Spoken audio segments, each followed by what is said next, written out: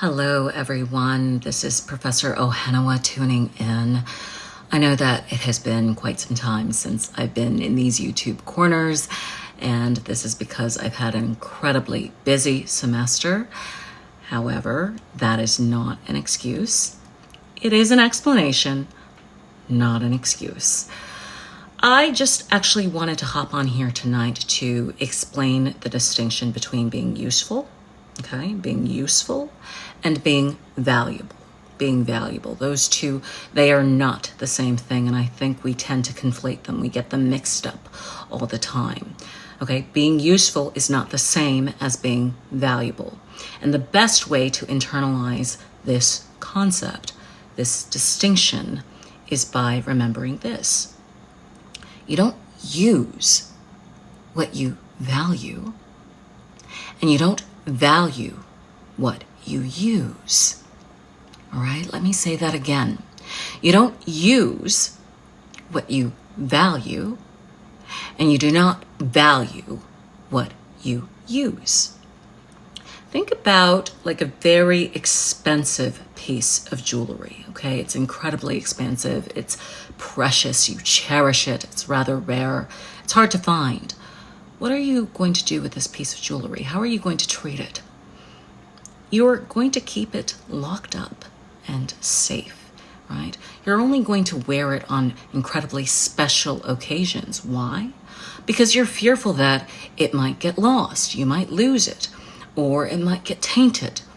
So you wear it sparingly. Why? Because you value it, and therefore you protect it. It's scarce. Versus an inexpensive piece of jewelry, right? A rather cheap piece of jewelry. What are you going to do with this piece? You're going to wear it all the time. Why? Because you can easily find it anywhere, okay? And so what happens after a while when you wear it all the time? It loses its shine, right? It's not the same, you exhaust it because it's all used up. And so what do? You discard it, you toss it, and then you find a new one. Why is this distinction important? This distinction between being useful and being valuable? Because especially for women, this has to do with our power, right? We cannot expect others to value us if we don't value ourselves. And so if we're always leading with our usefulness, what's going to end up happening? We're going to be used.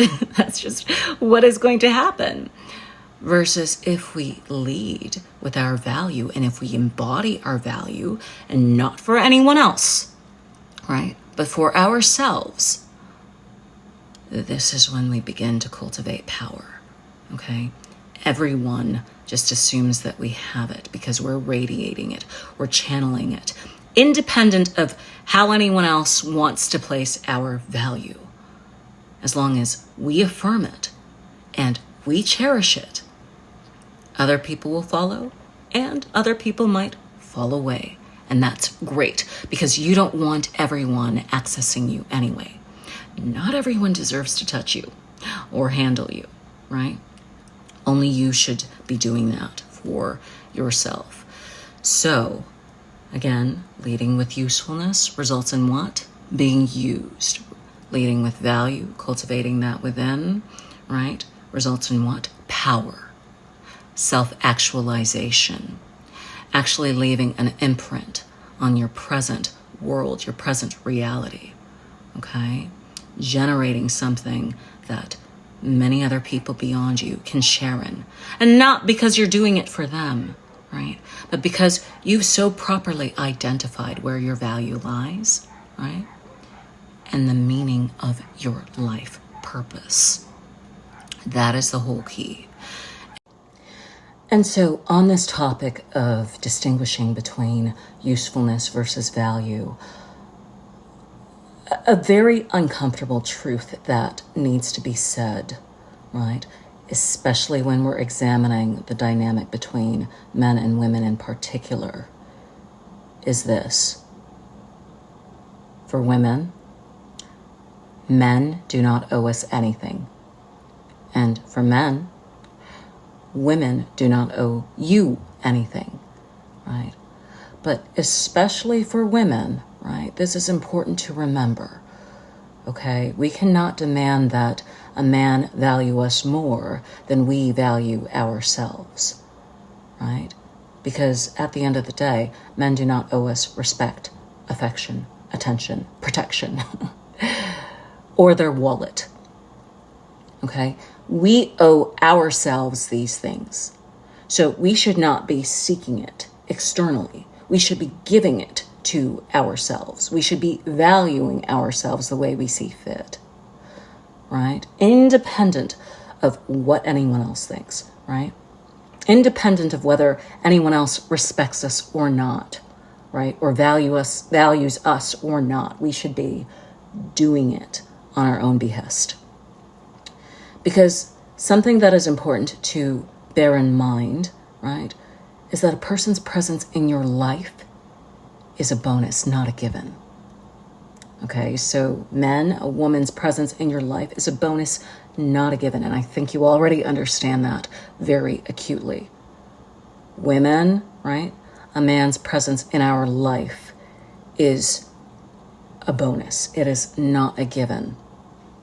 Think about it like this, right? It's like expecting that somebody invest in you when you will not even invest in yourself. That's hustling backwards, right?